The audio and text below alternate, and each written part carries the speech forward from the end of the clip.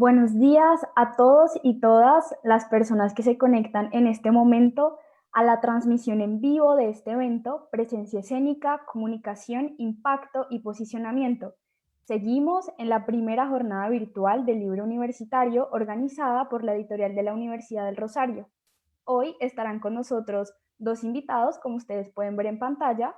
Por un lado, nos acompaña Ivette Hernández. Ella es fonoaudióloga de la Universidad del Rosario, máster en comportamiento no verbal de la Universidad de Madrid y socia fundadora de la firma Eloquentem. Bienvenida, Ivette. ¿Cómo se encuentra el día de hoy? Muy bien, Julia, muchísimas gracias por esta invitación. También está con nosotros Raúl Díaz Ochoa. Él es consultor de Eloquentem, especialista en periodismo y magíster en comunicación. Buenos días, Raúl. Muchísimo gusto. Muy buenos días. Ellos son los autores del libro Puesta en Escena de sus mensajes Palabra, Voz y Cuerpo, que se encuentra disponible en nuestra página web editorial.urrosario.edu.co. Quiero invitar a todas las personas que se están conectando, que nos están viendo, a dejar sus preguntas y comentarios en esta transmisión y que nos sigan en nuestras redes sociales, Facebook, Instagram y Twitter, en donde nos encontramos como editorial para que estén atentos de todos los eventos que estamos organizando en el marco de esta jornada virtual. Y bueno, no siendo más, le doy paso a nuestros invitados. Muchísimas gracias. Muchísimas gracias. Bienvenidos, bienvenidas todas las personas que nos acompañan en este espacio. Qué valiosos son los libros universitarios, qué valioso es el conocimiento que se produce en el marco de la academia y alrededor de la investigación. Hoy vamos a hablar de un libro que hemos producido de la mano con Ivette Consuelo Hernández y es un libro enfocado a la práctica. Es lo que llamaríamos un handbook con muy buenas bases teóricas, un manual. Y este manual contiene muchísimas herramientas relacionadas con el uso de la voz, del cuerpo y de las palabras para lograr el impacto y el posicionamiento.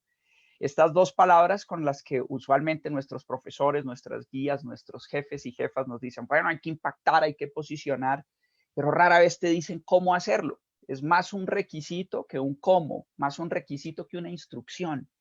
Nosotros le apuntamos a responder esto muy guiados por el planteamiento de Nitin Noria, un gran experto en temas de liderazgo a nivel mundial. Estamos convencidos de que de muy buena medida la labor de liderazgo consiste en la comunicación. Entonces, como ustedes podrán ver tan pronto nos proyectan las diapositivas, Ya las podemos poner, Diego, por favor. Gracias. nuestro enfoque entonces es la presencia escénica, la comunicación, el impacto y el posicionamiento. Y si vamos a la siguiente diapositiva, nos encontramos con la frase del profesor Nitin Noria del que les estaba hablando y el planteamiento de que la verdadera labor del liderazgo es la comunicación. Es la meta de todo líder, de toda lideresa, es lograr comunicar a las personas con las que trabaja y a las personas que guía. Si vamos a una diapositiva más adelante, les planteamos cómo hemos contestado con Ivette Consuelo Hernández y con todo el equipo de trabajo con el que estamos día a día, cómo hemos logrado esa aproximación hacia el impacto y el posicionamiento. Y lo hemos hecho desde tres miradas, lo hemos hecho desde tres perspectivas, desde la mirada al texto, al contexto, al subtexto, desde los juegos de estatus y el desempeño comunicativo. Esto usted lo podrá encontrar en el libro que hemos publicado con la editorial Universidad del Rosario, allí en nuestro marco teórico. Usted podrá encontrar en detalle estos tres elementos y nos vamos a analizar cada uno de estos tres elementos para entender por qué una adecuada comprensión del texto, del contexto y del subtexto, por qué una buena aproximación al juego de estatus y por qué una adecuada comprensión del desempeño comunicativo. Estos tres elementos nos permitirán lograr el impacto y el posicionamiento desde la presencia escénica. Esto, más allá de cuál sea su área de trabajo, cuál sea su área de estudio, esto está pensado para que le sirva a alguien que está en un aula de clase, al profesor o profesora que está liderando el trabajo de sus estudiantes, pero también para que le sirva a la persona que está haciendo esto en el contexto empresarial, en el contexto del liderazgo público, desde la política, de los liderazgos sociales.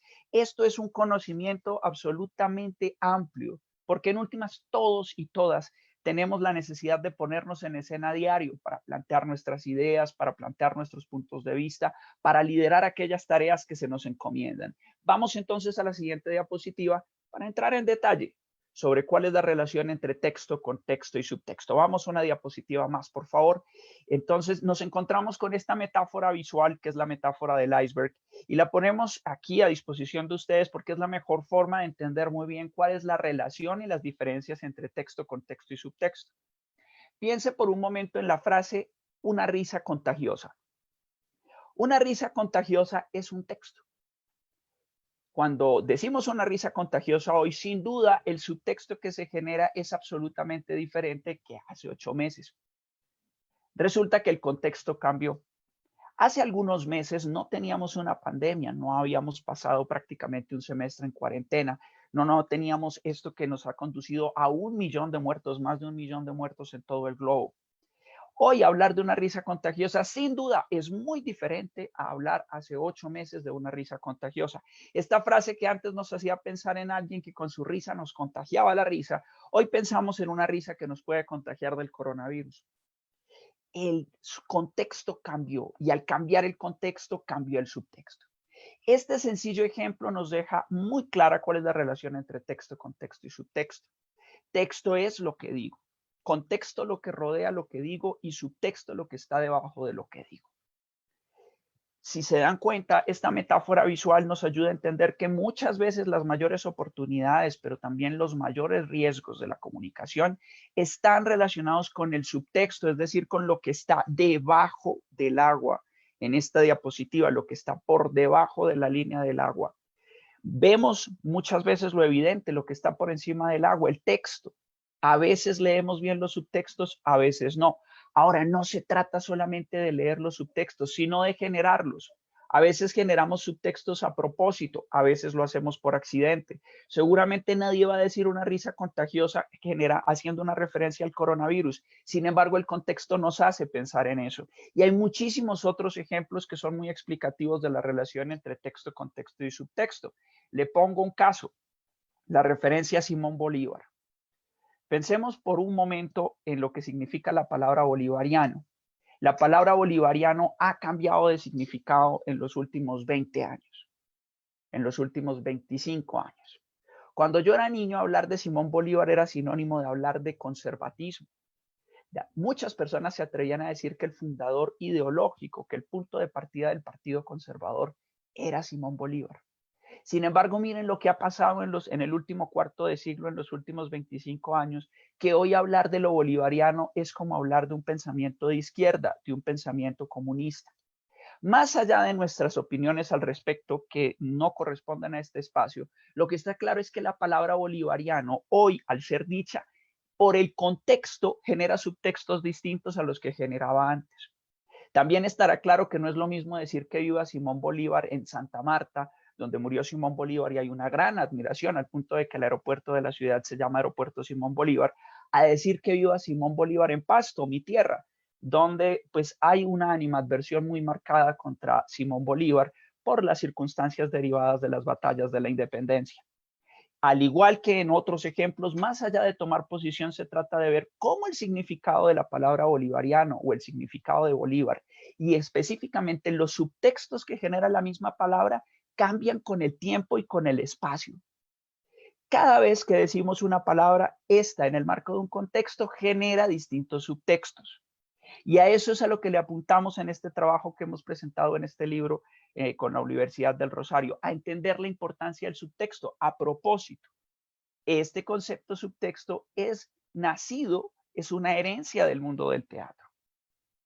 En comunicación hablamos de contexto con mucha frecuencia. El editor, el director o la directora del medio nos dice, Raúl, escriba este texto, contextualícese. Hablamos de texto y contexto todo el tiempo. Hablamos menos de los subtextos, hablamos menos de eso que se genera entre líneas. Los subtextos también los podemos pensar con lo que pasa con un libro.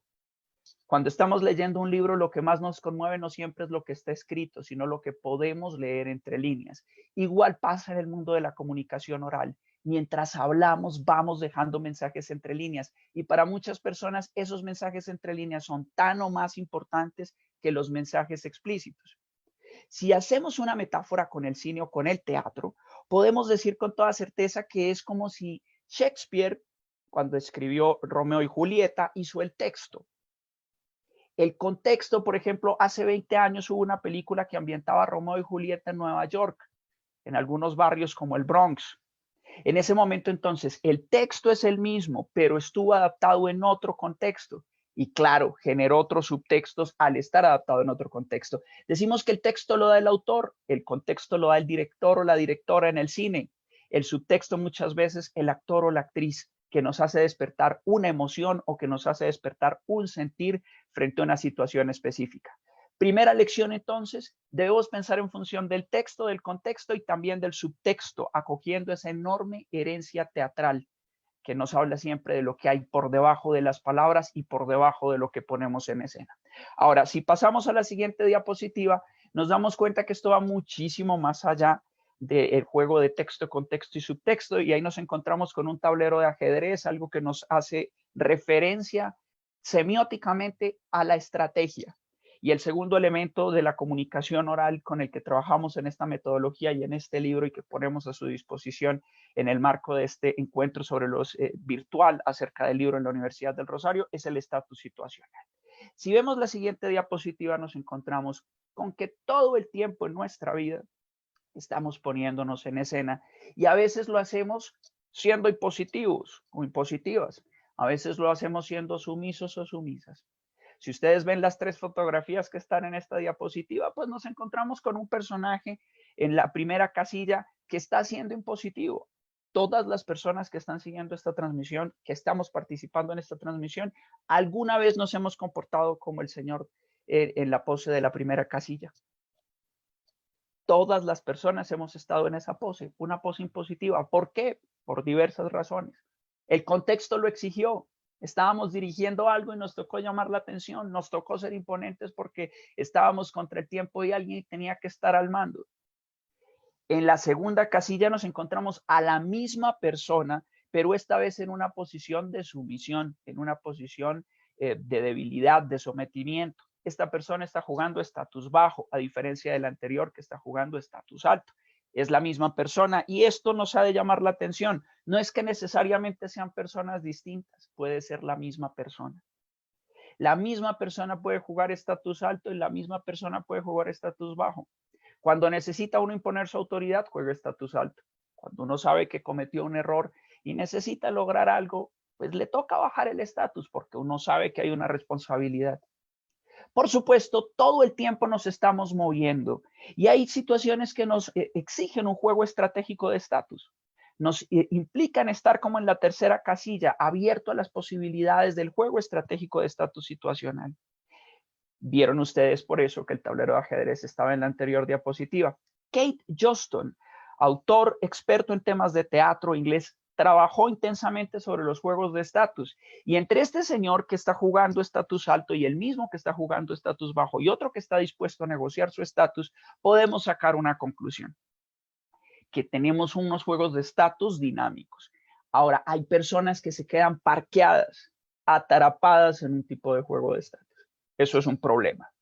Cuando una persona es jugadora compulsiva de estatus alto y todo el tiempo está imponiéndose, o cuando una persona siempre está jugando estatus bajo y siempre está sometiéndose, pues tiene una apuesta muy arriesgada. Tiene una apuesta muy arriesgada porque no está siendo dinámica, no está sabiendo leer el contexto para cambiar esos juegos. Y usted me dirá, pero sí, hay personas que han logrado metas jugando compulsivamente estatus alto y le tendré que decir que sí. Y hay personas que han logrado metas jugando compulsivamente estatus bajo y le tendré que decir que también. Sin embargo, también le debo decir que la mayoría de comunicadores exitosos alrededor del mundo son personas que saben jugar su estatus. Y este estatus, ustedes lo ven, se ve reflejado en el cuerpo, pero se ve reflejado en mucho más que el cuerpo. Veamos la siguiente diapositiva. El tercer elemento es el desempeño comunicativo. Y como se dieron cuenta, y si vemos la siguiente diapositiva, este juego de estatus y esta generación de subtextos no se da solamente a través de las palabras, sino que se da a través de tres elementos, le llamamos la tríada indisoluble. Se da a través del uso de la voz, del uso del cuerpo y del uso de las palabras, que les llamamos dentro de nuestra metodología el canal visual, el canal vocal y el canal verbal. Es decir, generamos subtextos con las palabras que escogemos, pero también con lo que hacemos con la voz, pero también con lo que hacemos con el cuerpo. Esos subtextos están siendo construidos a través de esta tríada indisoluble. Y jugamos estatus. Claro que jugamos estatus. Y también lo hacemos con el cuerpo, también lo hacemos con la voz y lo hacemos con las palabras. Y usted me preguntará cómo. Le voy a responder cómo lo hacemos. Esto lo he visto trabajando igual con estudiantes universitarios que con fuerza de venta, que con líderes políticos. Somos lo mismo. Los elementos a analizar son los mismos. Veamos la siguiente diapositiva para darles algunos ejemplos a tener en mente. A través de las palabras nosotros podemos hacer un posicionamiento y un altísimo impacto. Veamos la siguiente diapositiva y le voy a contar cómo lo podemos hacer. Los verbos. Si usted me dice, es que yo pensaría que la comunicación es importante, el impacto es uno. Si yo le digo, la comunicación es importante, el impacto es otro. Si yo le digo, es que usted tiene que entender que la comunicación es importante, el impacto es otro. Y me posiciono de manera diferente. Cuando yo digo, es que yo pensaría que la comunicación es importante, estoy jugando estatus bajo. Cuando digo, usted tiene que entender que la comunicación es importante, pues estoy jugando estatus alto. Cuando digo, la comunicación es importante, estoy haciendo una apuesta equilibrada, estratégica de estatus. Cuidemos el tiempo verbal que estamos utilizando en nuestro discurso. Está jugando estatus y está generando subtextos. Veamos la siguiente diapositiva. También el tipo de verbos que escogemos. Cuando usted me dice, Raúl, es que yo me la paso analizando datos y estoy buscando de qué manera interpretar toda esta información, usted me manda un subtexto de que usted es un analista, un analista. Pero si usted me dice, yo estoy develando toda la información para saber qué hay detrás de los hechos, pues usted se posiciona como una fiscalizadora o como un fiscalizador. Cuando usted me dice, es que estamos desplegando proyectos, es que estamos haciendo cosas, es que estamos implementando soluciones, pues usted es un ejecutor, un implementador, una implementadora. El tipo de verbos que usted utilice lo van a posicionar como un analista, como una ejecutora, como un fiscalizador, como un vendedor, como un experto o una experta en procesos. Escoja bien los verbos y todas las palabras de su discurso, porque las personas sacan conclusiones de nosotros y de nosotras por las palabras que utilizamos. Veamos la siguiente diapositiva. Y claro, la cantidad de verbos nos puede mostrar como personas directas o indirectas. Mire usted que una cosa es hacer, otra cosa es tratar de hacer, otra cosa es tratar de poder hacer, otra cosa es tratar de llegar a poder hacer y otra cosa es haber tratado de llegar a poder hacer. ¿Cuántas veces debemos decir, no, es que vamos a hacer una implementación? Es que vamos a ir viendo si podemos hacer la implementación. Es que estamos viendo a ver si podemos llegar a concretar de lo que estamos hablando. Usted puede sacar una conclusión y usted logra un posicionamiento y logra un impacto diferente dependiendo de cuántos verbos utilice en una misma construcción. Está claro que el primero es mucho más directo. Está claro que la quinta es mucho más indirecto. Es que andan diciendo que soy una persona indirecta y poco clara. ¿Será porque utiliza 4 o 5 verbos anidados? Verbos de excusa, tal vez, como hubiera tratado de llegar a poder hacer. Tenemos el reto de evitar tener construcciones llenas de excusas. Ahora, si su intención es hacer un discurso de ese tipo, bueno, yo no le puedo decir que no. En algunos contextos le puede ser de utilidad. La mayoría del tiempo nos sirve más mostrarnos como ejecutores que como personas que se están excusando. Veamos la siguiente diapositiva. Ahora, si los verbos nos sirven para generar subtextos y para hacer juegos de estatus, los conectores también nos sirven. En mi caso, yo soy ingeniero electrónico. Y yo les podría decir, yo soy ingeniero electrónico, pero me dedico a la comunicación. Y en el momento en que introduzco este pero, ahí hay un subtexto. Pobre tipo, habrá que ayudarle. ¿Qué le pasaría? Seguramente era muy malo como ingeniero, estar en dificultades. Ese pero cambia el subtexto de una frase que perfectamente podría plantearse como soy ingeniero electrónico y me dedico a la comunicación. Y a veces decimos fue muy difícil, pero lo logramos. En vez de decir lo logramos superando todos los retos que se nos presentaron. Miren que el contenido argumentativo de la frase es el mismo, pero cambia el subtexto. Cambia tremendamente el subtexto. Una persona presentando peros a una persona mostrando ejecuciones. Los conectores que utilizamos nos definen, o más bien definen la intencionalidad que tengo. Si yo necesito calmar a alguien y le quiero decir que todo está bajo control, yo le puedo decir el evento está organizado, adicionalmente tenemos los invitados, además los panelistas ya nos confirmaron, por tal razón todo está en orden. Pero si yo quiero generarle preocupación a mi jefa o jefe, le puedo decir con toda tranquilidad, el evento está andando, pero hay que tener cuidado con los invitados y aunque todo está enviado, es necesario tener cuidado. Sin embargo, hagámosle seguimiento para asegurarnos de que todo vaya bien. El contenido es el mismo, los conectores variaron, el subtexto cambió. Cuide sus conectores. A veces se vale querer preocupar, a veces se vale querer tranquilizar. Lo que no se vale es generar el subtexto que no le conviene, el subtexto inadecuado. Traicionar su estrategia por un conector mal usado. Veamos la siguiente diapositiva. Podemos pasar 2 diapositivas. Bueno, esta la podemos dejar. Cuidado con los falsos conectores. Estamos hablando un poco de la comunicación. Digamos que la comunicación es muy útil. Bueno, la comunicación nos sirve para muchas cosas, ¿sabes? La comunicación tiene muchas aristas, ¿sí? Y de lo que se trata es que podamos sacarle provecho, ¿no? Y de esta manera podemos lograr el máximo desempeño, ¿no es cierto? Esas micropreguntas, esos falsos conectores nos bajan el impacto, nos bajan el posicionamiento como líderes. Si nos queremos posicionar como otra cosa, pues se vale. Si queremos un impacto y un posicionamiento, por ejemplo, como líderes o como personas asertivas, difícilmente lo vamos a lograr con estos falsos conectores.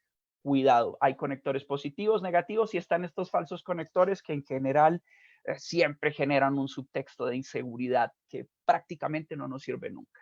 Pasemos a la siguiente diapositiva y a la subsiguiente. Esta la podemos pasar, luego podemos discutir al respecto.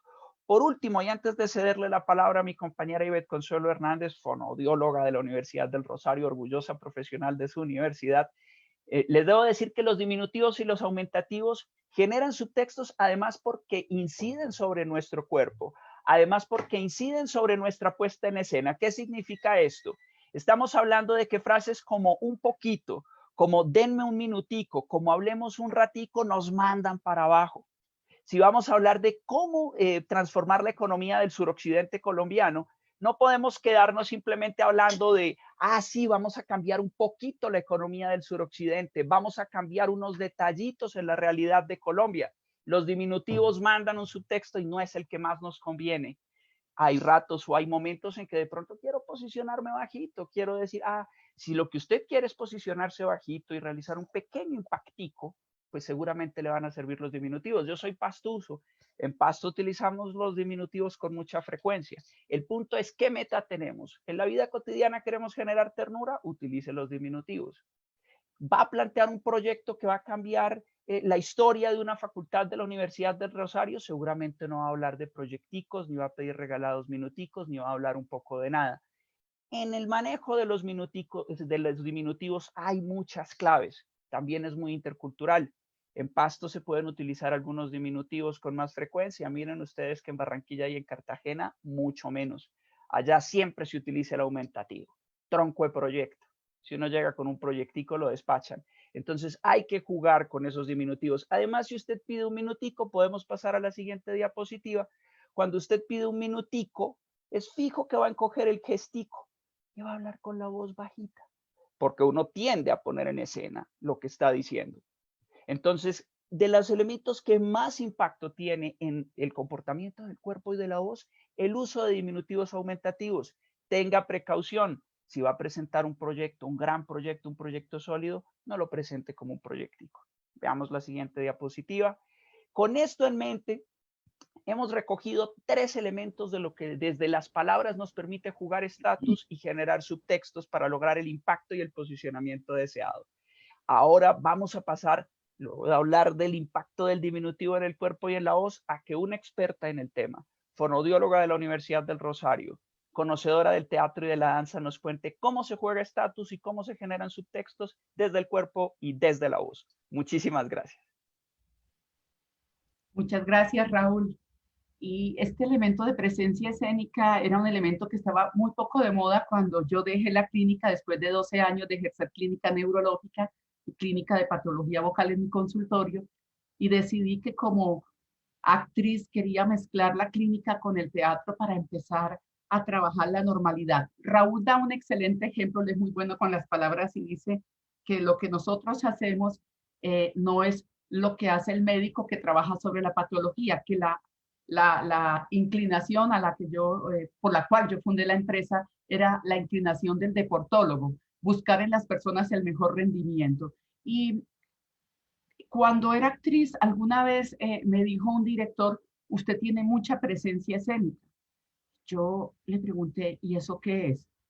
Me dijo, un halo mágico. Yo ya estaba empezando a estudiar fonoaudiología y lo del halo mágico no me cuadraba por ningún lado, porque parte de la pasión por la fonoaudiología es que amo profundamente la fisiología. Siempre pregunto por qué, por qué, por qué, y la fisiología me da muchas respuestas y en ese sentido me encanta.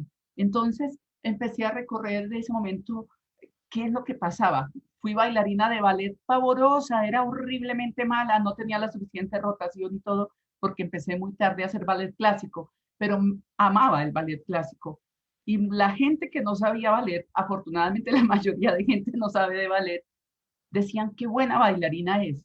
Y yo sabía que eso que me habían dicho de presencia escénica era lo que hacía creer a la gente que yo era buena bailarina. Los que sabían de ballet sabían lo pavorosa que era. Entonces, siempre me planteé por qué personas que saben muchísimo son ignoradas y otros logran impactar de una manera impresionante. Cuando empecé en esto y si hablaba de presencia escénica, más o menos me sacaban, porque, porque no era tan asociado el que la vida entera tiene mucho de puesta en escena. Eso lo dice Goffman, que no es exactamente un escenario, pero no es fácil establecer las diferencias entre el escenario y la vida diaria. Y en ese sentido, cuando Steve Jobs habló alguna vez de que esto era una puesta en escena, nuestras presentaciones eran una puesta en escena, esto empezó a gustar mucho. Ahora se está hablando bastante de la presencia escénica para los directivos, para ejercer liderazgo, para las personas que tienen que destacarse, en fin, para los que tienen eh, desafíos comunicativos.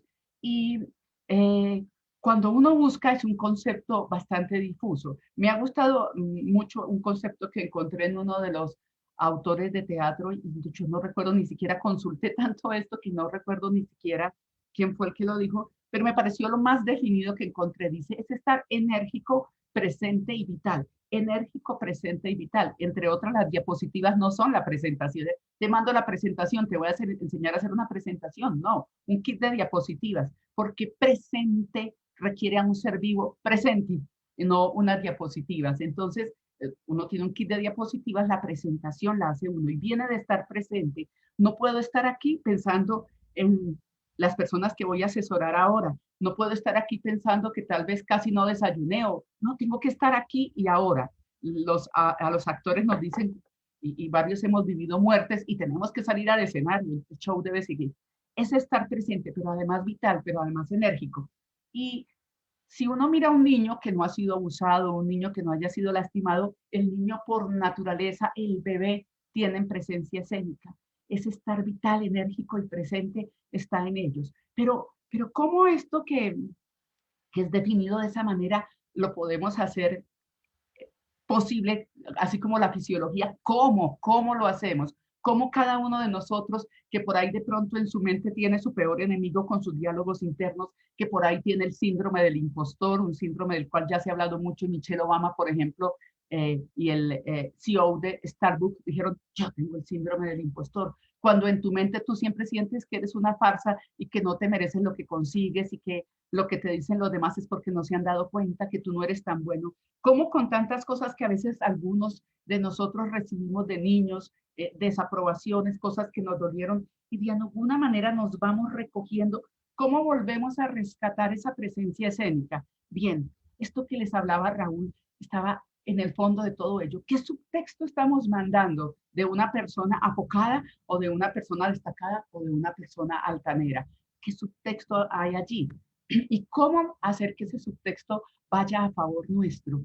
¿Cómo rescatar a través del cuerpo, las palabras y la voz una presencia escénica? ¿Cómo reconstruirla? Pero de manera que sea natural, porque cada uno de nosotros ama, se ríe, se apasiona, se enoja de maneras diferentes. Nosotros acostumbramos recitar en elocuente, en la expresividad solo hay una regla fija, no hay reglas fijas. Hay principios, pero con esos principios cada uno arma su receta. Se pone la receta del sancocho, me encanta, soy tolimense, me encanta el sancocho. Se pone la receta del sancocho, donde se haga, hay agua, carbohidratos, llámese ñame, yuca, depende de la región, plátano, y agua con especias, los carbohidratos y proteínas. Si es trifásico, varias proteínas. Pero en la costa lo preparan diferente a como lo preparan en el Tolima o en Bogotá o en el Valle. Y además, si alguno de ustedes es del Valle, la abuelita lo prepara diferente a la tía. Así es la expresividad y el construir la presencia escénica. Esa mezcla entre el cuerpo, las palabras, la voz, se hace cada uno de acuerdo con su sello y eso es lo que además debe rescatar la presencia escénica. De base debe tener naturalidad escénica, es decir, ser lo más natural, cómodo y espontáneo posible. Obviamente, espontáneo no significa desacertado y desatinado, ¿no? Pertinente, conveniente y suficiente de acuerdo en el contexto donde estemos. Vamos con la siguiente, por favor, Diego. Y esto es un riesgo que me tomé cuando estaba haciendo las investigaciones y las exploraciones para el libro de la Universidad del Rosario, para la puesta en escena de sus mensajes.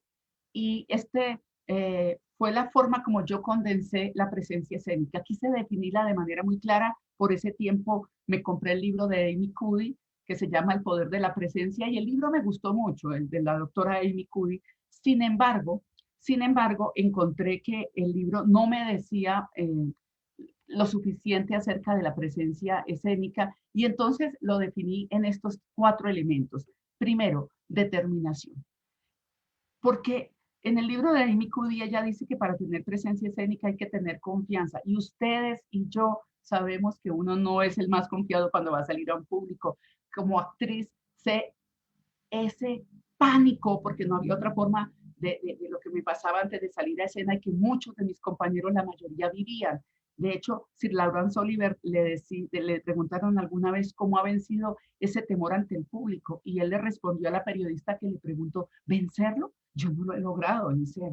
Cada vez que voy a salir siento que el corazón late con fuerza, que un sudor traicionero se posa sobre mis labios y no logro a veces controlar el temblor de las manos antes de salir, pero el día que deje de sentirlo me retiro porque significará que ya el público no me importa. Bien, el filósofo René Higuita aquí de nuestro país dijo alguna vez, yo sí siento miedo, solo que no siento miedo paralizante como le pasa a alguno de ustedes, yo siento un miedito bacano.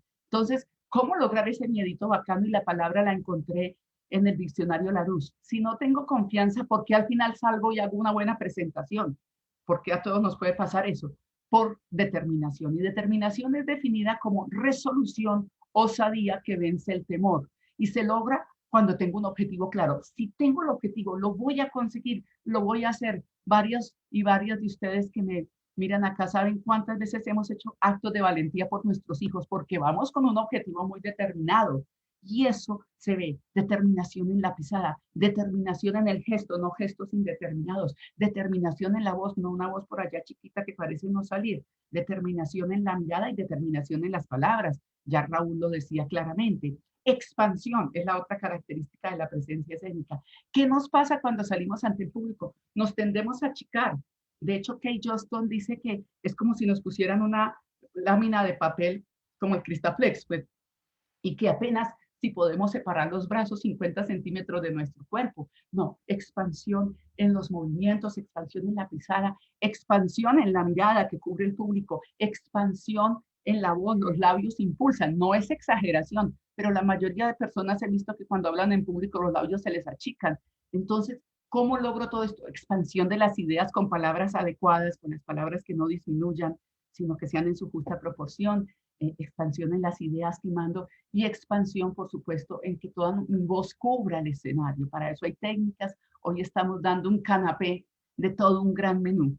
La tercera característica, esto es un orden arbitrario, por supuesto, es fluidez. ¿Qué nos pasa con frecuencia cuando estamos ante el público? Lo primero que las personas dicen, se me hace un nudo en la garganta. No hay fluidez del flujo respiratorio porque se queda aquí atrapado. La laringe es un punto de tensión física y es un punto de tensión emocional. Realmente está en la lengua. Cuando tenemos miedo, la lengua se recoge, la parte de atrás de la lengua, de alguna manera, sus fibras con un huesito que hay acá, el ilioides, sostienen la laringe en nuestra garganta. Cuando la lengua se tensa y la lengua es el receptor de las tensiones emocionales, la laringe se sube, se estrecha y ni pasa el aire y ni sale la voz. Fluidez en el gesto. Yo veo que las personas no logramos fluidez y ha sido parte de nuestro trabajo en Elocuente ayudarles a construir una fluidez en su gesto. que todo su gesto, un movimiento da lugar al otro, lo mismo fluidez en las ideas, que no haya muletillas. Y entonces para eso, por ejemplo, trabajamos mucho los conectores. Y por último, conexión. Conexión primero con mis propios diálogos internos. Tiendo a censurarme. Tiendo a compararme. Tiendo a pensar ideas catastróficas. Me conecto con ello y digo, bueno, voy a ser sensato. Vamos, esto es lo que va a pasar. Vengo preparado a esto. Conexión con el espacio donde estoy, ahora que estamos en la virtualidad, además de la conexión por internet, que a veces es inestable, conexión de cómo pongo el computador, de lo que tengo y de lo que dispongo. Yo desde que empezó esta pandemia, para no dañar la vida familiar, casi que tengo cuarto por cárcel, no tengo mucho espacio en mi cuarto porque allá hay una ventana enorme y me daría contraluz. Quedo muy confinada contra un closet, pero bueno, ¿cómo me conecto con lo que tengo en un escenario? ¿Cómo me conecto con las diapositivas? Y por supuesto, con el público y los objetivos personales e institucionales y de lo que es el desafío comunicativo. Esos 4 elementos, determinación, expansión, fluidez, conexión, son los elementos que se nos rompen cuando estamos ante un público. Y los construí por la cantidad de tiempo con nuestro equipo que llevamos mirando personas y fui diciendo, esto es lo que falla. Con esto les doy una orientación hacia algo tangible para construir la presencia escénica, desde el cuerpo, las palabras y la voz. Vamos con la siguiente. Y me siento taquilálica, decimos en fonoaudiología, porque por el tiempo, y ya por ahí recibí, vamos en tantos minutos, entonces estoy acelerando aquí. ¿Cómo posicionarnos a través de la voz? Siguiente, Diego, por favor, gracias. Y estos son los elementos que considero yo tiene una voz pública. Contundencia, que depende del equilibrio muscular y la ubicación de la voz. Si tengo mal equilibrio, si mis manos están acá, si me tumbo acá, pues mi voz va a salir estrecha. ¿Ven? Entonces depende de todo un equilibrio muscular en todo el cuerpo, en la zona extralaringia, alrededor de la laringe, en la zona orofacial, es decir, músculos del rostro, por supuesto, en la propia laringe. Claridad, que mis labios, mi lengua y mi mandíbula se muevan adecuadamente. Veo que muchas de las personas latinas y españolas también tienden a mover poco los labios. Estaba viendo ahora que hubo un congreso de fonoaudiología, como varias personas cuando hablaban en español movían menos los labios, pero cuando hablaban en portugués esto se veía hermosísimo. El español también es un sonido, es un idioma que tiene sonidos en redondo, pero tendemos a hablar en vertical como un muñequito ventríloco. Y mire lo que pasa, si yo digo buenos días, aquí quiero transmitirles algo de impacto, no es igual que si yo dejo que todo esto se mueva de manera equilibrada. Buenos días, este es un mensaje de impacto. Y oigan cómo mi voz se embellece. Tengo por aquí una gata molestando. En la virtualidad juega uno con eso. Y cómo se articulan las vocales y las consonantes adecuadamente gracias a eso, en palabras, en textos y en toda mi conversación. Por último, la cadencia, que mi voz no suene como gotera en balde, que mi voz transmita las emociones, las sensaciones y las imágenes que hay presentes en las palabras. Si tú dices, vengo de un velorio, me gusta la milhoja, tu madre también, y todo te suena igual, no hay cadencia. Entonces hay que dejar que haya partitura en mi mensaje para transmitir óptimamente los subtextos. Vamos con la siguiente, por favor. Y estos son elementos que de hecho son fotografías que tenemos en el libro, tomadas por un muy buen fotógrafo, Santiago Correa. Y miren cómo, si yo estoy así, esta es una postura muy común, la laringe queda en su peor momento y ahí no va a haber contundencia en la voz, esa potencia que necesito para que llegue a todas partes, se expanda y fluya. Pero si equilibro, y miren, la nuca ha de estar más larga que el cuello.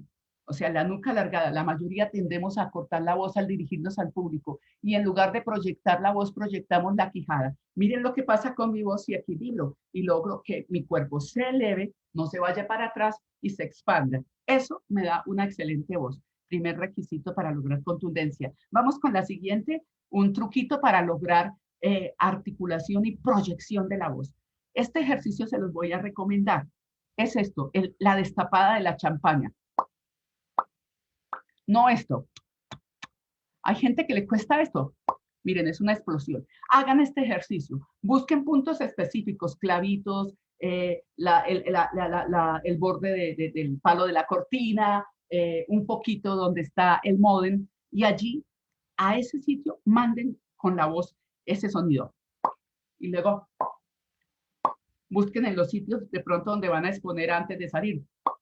o aquí frente al computador en parte de su cuarto, que hace ese ejercicio.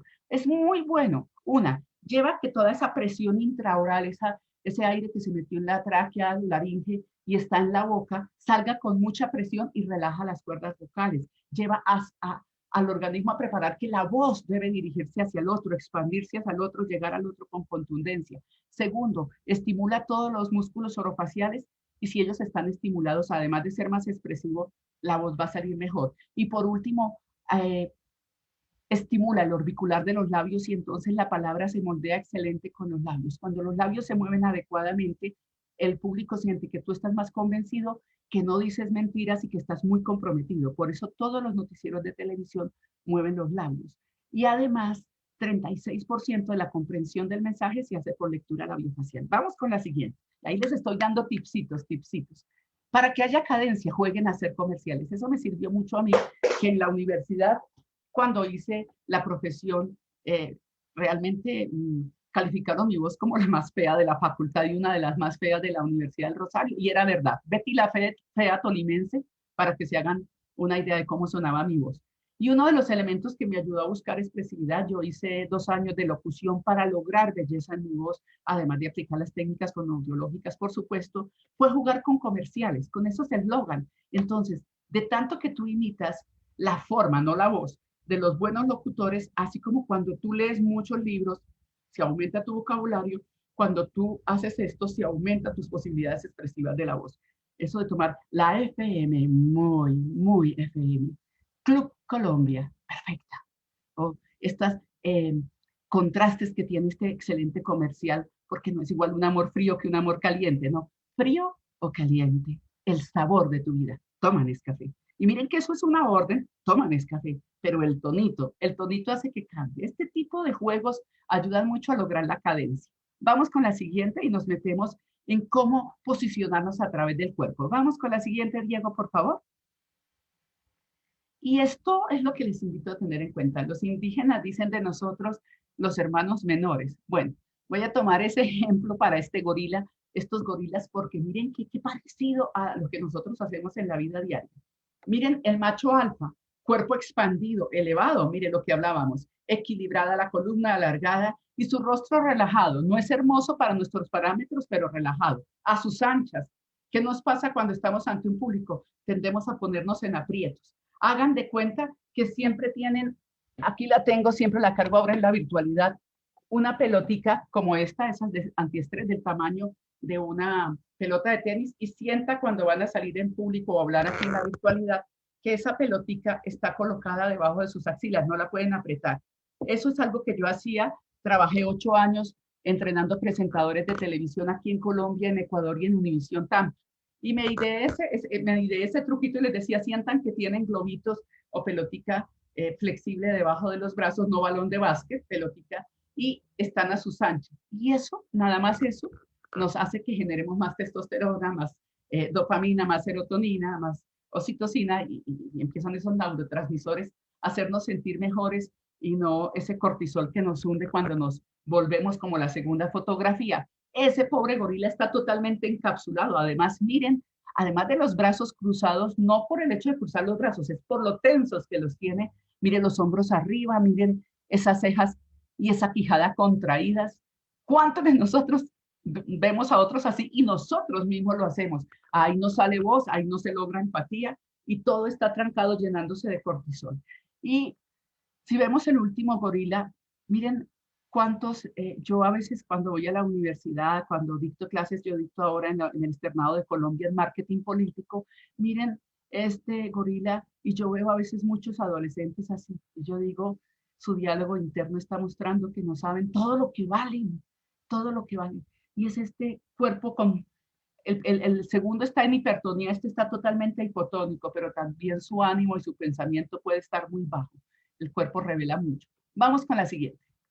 Y por supuesto, esos dos no tienen presencia escénica. Y miren, qué mejor, después del gorila, gobernantes. Doña Margaret Thatcher, cuerpo expandido. Ella no solo hizo los brazos así, observen ese tronco, ella expandió el tronco. Y el poder masculino que la había humillado quedó detrás de ella y mostró, soy la dama de hierro. Expansiva totalmente, trabajado totalmente. Y ustedes ven en cambio a este primer ministro inglés en contraposición, miren, no por el hecho de cruzar los brazos, es por la manera como tiene cruzados los brazos. Miren todos los pliegues en la camisa y en el brazo que está por debajo y también en el de arriba, y la aprensión en el rostro. Un tronco totalmente encapsulado que no va a tener presencia escénica. Y ven a Guaidó, pues un tronco abandonado, se ve como mosco en leche, como que no le, como que esa no es su posición ni se siente posicionado. Bueno, ya hay todos los subtextos allí, no tomamos partida en eso, es solo análisis, pero miren, las manos cuelgan, la mirada no está dirigida, sino vaga y el rostro casi desamparado. Vamos con la siguiente. Y miren las manos expandidas, las manos fluidas, es excelente en el desempeño y se considera el presidente más empático, Macron, el primer ministro de Canadá. Y observen cómo esto era un presidente de hace años, de un país de Latinoamérica, si mal no estoy, era de Guatemala, ya ni me acuerdo, pero miren los bracitos como le quedaron, lo que yo les digo, no se expandió, y todos nosotros cuando tenemos temor ponemos las manos a la altura del corazón. Aquí lo hizo mientras mire la expansión de Trudeau, yo creo que dije Macron, Trudeau. Vamos con la siguiente. Y observen los pies. En la parte izquierda, todos los pies que nos hacen, que nos quitan presencia escénica. Pies entorchados, pies muy juntos, pisada que no pisa el piso, lo llamamos pisada aérea, que parece no tocar el piso, el taconcito que hacemos las mujeres y nos da inestabilidad. En cambio, miren la pisada de liderazgo. En los hombres, piernas tan abiertas como sus hombros, y en las mujeres, piernas tan abiertas como las caderas. Es bueno a veces para mayor equilibrio poner un poquito el pie adelante. Y miren que no resta feminidad. Ahí ustedes ven a Michelle Obama y ven a Putin, amplios, mostrándose con presencia escénica y el tronco amplio. Y ustedes ven los brazos a sus anchas. Todo lo que hemos ido diciendo, ahí se va viendo en esa fotografía. Vamos a la siguiente. Y la mirada. Muchos de nosotros quedamos con esa mirada que en Cuba la llaman mirada de pescado, yo la llamo mirada zombie. En todo caso, parecemos mirando las neuronas por dentro. Esa mirada que no conecta, mirada introvertida, que jamás va a tener presencia escénica. En cambio, la mirada centrada, que llega al otro, que conecta con el otro o con los otros, es una mirada adecuada. Vamos con la siguiente. Y para cerrar, observen, quise traer comparaciones. El menor de los Bee Gees, el menor de ellos, siempre se sentía como mosco en leche. Y uno ve todas las fotografías y él siempre estaba chiquito. Se destacaba su hermano, que era hermoso, murió de un cáncer dolorosamente, y él sigue vivo, pero era chiquitico en escena, nunca tuvo presencia escénica. Y se dice que si ha habido artista que tenga presencia escénica, ay, se me acaba de ir el nombre de él, me encanta Queen. Bueno, en Queen, él decía, me acaba de ir el nombre, pero él decía, la gente decía que este hombre, en ese concierto tan famoso de que él, Freddie Mercury, gracias, gracias, Julia, lo que es neuronas nuevas, ¿no? Él, dicen que cuando, miren el tronco, miren los brazos, miren el rostro, todo es una expansión y una entrega al público, y decían que cuando él estiraba la mano, el público sentía que la mano llegaba y los tocaba cada uno, esto lo dice un periodista inglés, y que luego en ese concierto hizo así, y que todos sintieron que la respiración se les iba, luego los hizo así, hizo esto, y que todos sintieron que se metieron en él. Esto es algo prodigioso en él, así como su voz es prodigiosa, su presencia escénica era prodigiosa. Observen la reina máxima de Holanda con esa presencia escénica, y siempre está eso, alargada la nuca, pero sin tensión, expandidos los brazos, el tronco adelante, y la princesa Diana no en sus mejores momentos, estaba anoréxica y todos los problemas que se han ido revelando. Miren cómo está hundida, cómo los brazos, cómo está en aprietos, está totalmente su tronco abandonado, su mirada de temor, su rostro desconectado, muy diferente. Vamos con la siguiente, la última diapositiva para ver. Y miren, esto los españoles dijeron vergüenza pública. Ante esta foto fue muy comentada toda la presencia escénica de Obama y la no presencia del presidente de España en ese momento, pero además miren cómo Obama trata de tranquilizarlo, pero el hombre no puede estar más apretado. Es más, yo le hubiera puesto algo en las piernas, una galletita desde el inicio del mundo hasta la rodilla, vuelve la galletita harina, porque miren, no puede estar más en aprietos. Entonces vean la diferencia entre la no presencia escénica, que no tiene expansión, determinación, fluidez ni conexión con el momento, y la gran presencia escénica de Obama que tiene todos esos elementos. Siguiente. Y estos son nuestros recomendados del mes, como decimos. Yo ya que estoy en mi quinto piso, siempre me planteo qué legado voy a dejar. Mi primer legado fue este libro y siempre le daré gracias a la editorial y tengo un compromiso con ellos y lo saben porque acogieron esta propuesta nuestra. Este es el libro que está en la editorial de Rosario, aquí lo cargo y está lleno de fotografías, de imágenes y todo que nos va indicando cómo manejar cada uno de los elementos. Es un libro para que cada uno de ustedes sea su propio coach. Y he creado una página, el Consultorio de la Voz, para todas estas exploraciones para ustedes, para que no haya esos mitos. Internet está lleno de mitos acerca de la voz y la mayoría de ejercicios hacen más daño que bien. Hay entrevistas, hay todo, y hay un regalito, hay un audio manual en donde ustedes entran, bajan ese audio manual, lo imprimen y con unos links entran y tienen voces de locutores que les van ayudando a entrenar su voz de manera muy profesional. Realmente está muy bien hecho, pero mucho más elaborado y muy bien hecho el libro que el Rosario permitió. Son nuestros recomendados del mes y sabemos que si este es su deseo de tener una puesta en escena memorable, de tener presencia escénica, el libro les va a guiar muchísimo en eso. Muchísimas gracias. Vamos con la siguiente para despedirnos y oír sus preguntas. De parte de Elocuenten, de parte de la Universidad del Rosario y toda la convocatoria. Julia, muchísimas gracias, Diego y Laura por esta invitación. Muchísimas gracias, Ivette y Raúl, por todos esos consejos. Creo que todas las personas que estábamos viendo esta transmisión comenzamos a hacer esos ejercicios y a explorar un poco cómo podemos mejorar nuestras capacidades o pues nuestras habilidades más bien para hablar en público. Quisiera saludar a quienes nos están acompañando en redes, a Cristian Felipe Ramírez, también a Ananis Fajardo, que dice que es seguidora de la editorial, y me gustaría dar paso a un par de preguntas que nos han dejado en nuestra transmisión. Claro que sí. Bueno, por un lado, aquí nos dicen, quisiera preguntar por recomendaciones que podríamos integrar en el manejo, expresión y oralidad durante las presentaciones virtuales. Ahorita que todos estamos realizando diferentes transmisiones, clases, exposiciones. Yo, por ejemplo, hace poco expuse mi trabajo de grado, entonces, ¿qué tips podríamos tener en cuenta en este entorno familiar y en este entorno diferente para todos? Voy a tomarme la palabra desde lo no verbal y ya le doy la palabra a Raúl desde lo verbal. Desde lo no verbal, les recomiendo mucho ese ejercicio que les hablaba de, es lo más rápido que les puedo enseñar y no corre riesgo. Pero recuerden que no es, háganlo porque en la virtualidad la voz toma un protagonismo que tenía en la época en que yo era chiquitica y se usaban las radionovelas. Entonces, ese ejercicio es fundamental. Segundo, tensionen mucho el cuerpo antes de empezar, mucho, todo el cuerpo, apriétenlo, suban los hombros antes de empezar. Y luego lo desgonzan completamente, como decimos aquí en Colombia, y hacen el sonido AH, que va a relajar las cuerdas. Pero ¿qué hace eso? El sistema simpático, que es el que nos pone en alarma, se activa al máximo. Y luego al desgonzarnos,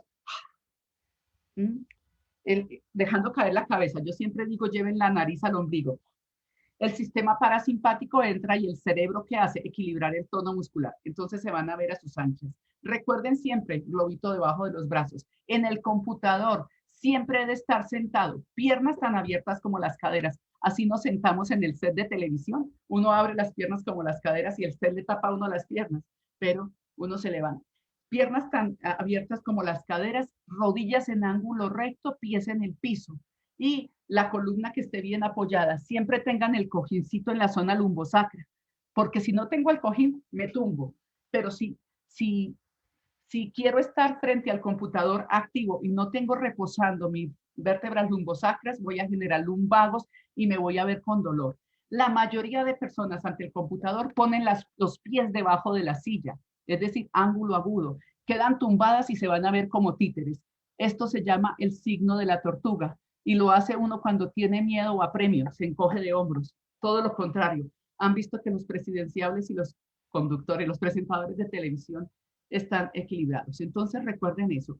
Y por último, busquen conexión entre las imágenes, sensaciones y emociones. Por favor, no tomen tono cuando están dando una tesis no adopten tono de información, de dar una lección, conversen. Si les quiero dar el último consejo, cojan estilo de conversación, ¿no? Y entonces en el número 1 vimos, y miren, ¿qué vimos en el número 1? Vimos este elemento que nos llevó a pensar. Esa es una manera como se presenta en alto impacto. Raúl. Muchas gracias, Ivette. Puntualmente, dos sugerencias. La primera, intervenciones que vayan por lo menos de 20 minutos o alrededor de 20 minutos antes de cederle la palabra al público. Pues acá estábamos dos expositores y eso posibilitó un cambio, pero la comunicación virtual exige mucha interacción, por un lado, porque, pues, como ya sabemos, estas herramientas permiten intercambiar archivos, tienen chats abiertos al tiempo. Entonces, la segunda invitación es a utilizar todas las posibilidades de estas herramientas. Aquí, por ejemplo, estamos comunicándonos por el chat. Seguramente en una clase virtual o en una conferencia podríamos intercambiar imágenes, videos. Es indispensable que seamos conscientes de que estamos frente a un computador y que eso nos limita porque no estamos en persona, pero también nos da otras posibilidades. Entonces hay que sacarle provecho a todo lo que implica tener una herramienta multimedia e ir más allá de únicamente el discurso hablado y valerse de todas estas herramientas de apoyo. Bueno, y otra pregunta que nos llegó es cómo hacer uso de esta expresión corporal cuando el espacio en la virtualidad es tan limitado. Sí, y mira, y vi que también entró una pregunta que dice, ¿a qué te refieres con espacio limitado? A veces tenemos limitación del espacio como yo, que estoy confinada contra un closet, no tengo opción, no es lo más agradable y es lo que me ha correspondido asumir. Pero también es el espacio limitado en lo que el lente enfoca. El lente solo nos enfoca un pedacito. Por favor, en esto partimos de 3 elementos que son cinematográficos para manejar esta proxémica, este espacio virtual. Primero, composición visual. ¿Qué hay a tu alrededor? Por ejemplo, pues yo no tengo mucho, pero otras personas tienen cosas a su alrededor. Una, jamás el contraluz. Segundo, cuidado con los objetos que hay a tu alrededor. Porque si, por ejemplo, yo tengo aquí un estante y está este marranito puesto ahí y yo me muevo y el marranito sale o está por encima de mi cabeza como posando en mi cabeza, miren lo que los rodea porque se vuelve un distractor terrible. A veces ponen una mata y les queda como si fuera una garota u orejas asomando de sus orejas, de su pabellón auricular. En fin, tengan cuidado con eso, que la luz los favorezca, que en la composición, que ojalá no haya puertas que se abren y cierran o quedan entreabiertas porque la gente empieza a pensar, ya hemos visto los chascos, yo por eso no me puedo salir a la parte de afuera porque daño la vida familiar. Segundo, el ángulo. Por favor, miren, les voy a mostrar rápidamente. Yo cuando estoy en virtualidad hablando, tengo que trepar mi computador en 3 libros grandes, porque de lo contrario, mire cómo quedaría. Esto se llama contrapicado, evítenlo. Miren, esto da una aire de lejanía, de autoridad, de antipatía incluso. Sube demasiado el estatus. Ese contrapicado se usa en el cine para mostrar a alguien con mucha autoridad. Entonces, trepen su computador de tal manera que si forman un triángulo imaginario, el lente les quede muy cerca a los ojos, ya sea en el puente o acá, muy cerca. Y por último, el plano limitado. El plano de la cámara es lo que la cámara deja ver de uno. En televisión se usa el plano medio. El plano medio es hasta el ombligo. En estos medios, si ustedes ven los presentadores de televisión, usamos el plano medio corto. De la cabeza, encimita del pecho o abajito del pecho, lo que te dé la posibilidad. Ese debe ser el plano para que algo de tu danza gestual y de tu tronco se vea. Es nunca el primer plano, y menos por ahí cuando quedan cortados como vemos a gente en el Senado. Eso ofende a cualquier cerebro y lo cansa más.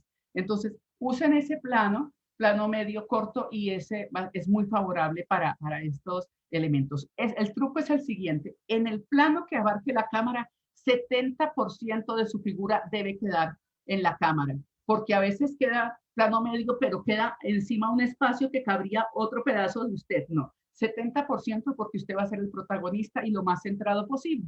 Gracias. Muchas gracias, Ivette y Raúl, por todos esos consejos. Les recuerdo a las personas que están viendo que estos consejos y muchos más están disponibles en el libro La puesta en escena de sus mensajes, palabras, voz y cuerpo, que también se encuentra disponible en nuestra página web editorial.urrosario.edu.co.